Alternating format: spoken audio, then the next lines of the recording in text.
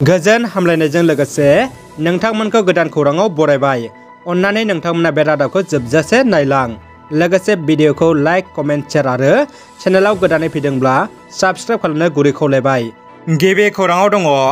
आसामनि मुंदांखा आरो बयजोंबो मिथिजानाय इउटुबार डिम्पु बरुवाया दैबानाजों खहा जाजानाय नखरफोरनो अनसुंथाइ होनो सिगांबोदों।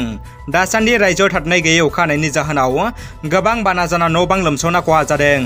बैफोरखौ डिम्पु बरुवाया हेफाजाब होनो सिगांबोदों। बिथांनि बे अनसुंथाइ होनाया दुखुथिया राहा गोथे सुबुंफोरनि थाखाय एसेबाबो हेफाजाब जागोन। बर' फिसा DID लिटिल मास्टाराव मोसानाय नबजित नार्जारिखौ भट होना देरहाहोदो। जोंनि आखायाव भट होनो दासिमबो सम दङ। गाबोन फुंनि 9 रिंगासिम 9152915246 नाम्बाराव कल खालामना भट होनो हागोन। नोंथांमोना भट होनो दाबाव, मानोना नोंथांनि मोनसे भटजोंनो नबजित नार्जारिया हारिनि मुं लाखिनो हागोन आरो गोरिब नखराव जोनोम मोननाय बर'नि फिसा नबजित नार्जारिया इयुनाव मोजां मानसि जाहैनो हागोन। जोबोद दुखुनि खौरां, गोमानानै थानाय मेरमान मगरा थैबाय। तामुलपुर जिल्लानि पारौफुटान सिमायाव मथंगा दैसायाव गोथै सह मोन्दों। गोथै सहखौ कुमारी खाटानि लथिबारि गामिनि मेरमान मगरनि होनना सिनायथिदों। मेरमान मगरा थांनाय बृहस्पतिबारनिफ्राय गोमानानै दंमोन होनना मिथिनो मोननाय जादों। दानिया फैदो गुबुन मोनसे खौराङाव। दावबायारिफोरनि थाखाय मोजां खौरां। 30 जुनसिम खुला थागोन बिटिआरनि मुलुगनां जारिमिनारि माहारियारि मानास हाग्रामाया, जायनि थाखाय दा गोग्गाथाव लाबोनो हादों मानासाव दावबायारि बानजायग्रा लोगोसे लोब्बा थागिरिफ्रा।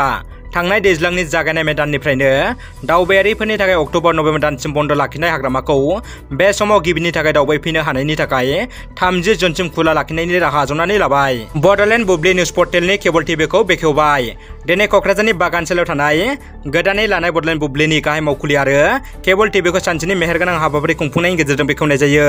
मावखुलि बेखेवनाय हाबाफारियाव एबसुनि आफादगिरि मानगोनां दिपेन बर' बिथाङा फिथा हागिरि महरै बाहागो लानानै खान्थि बायदि फिथाखौ हास'नायनि गेजेरजों बेखेवनानै होयो।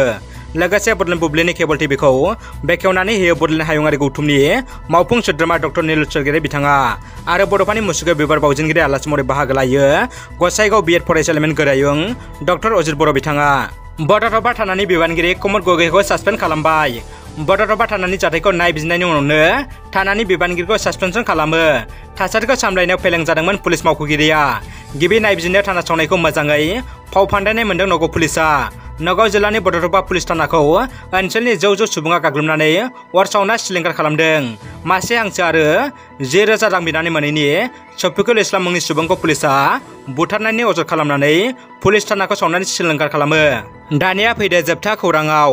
टप 10आव मासि आवग्रिनो हानाय DID लिटिल मास्टाराव मोसानाय बिजाथिफोरनो भट होनाय जौखोन्दो फोसावनाय गोसारनाया नंखाय होननानै नबजित नार्जारिखौ फोरोंनाय फोरोंगिरिया बड'लेण्ड रादाबनो फोरमायहरदों। मख'थावनादि भट होनायनि जौखोन्दोखौ बेबायदि दिन्थिनाय जाया होनना फोरमायहरदों आरो नंखाय फोसावनायनिफ्राय बयखौबो जानगाराव थानो खावलायहरदों। रादाबा एसेनोसै लोगोफोर। रादाबखौ जोबजासे नायनायनि थाखाय गासिनिसिमबो साबायखर आरो गोजोन हामलायनाय थाबाय।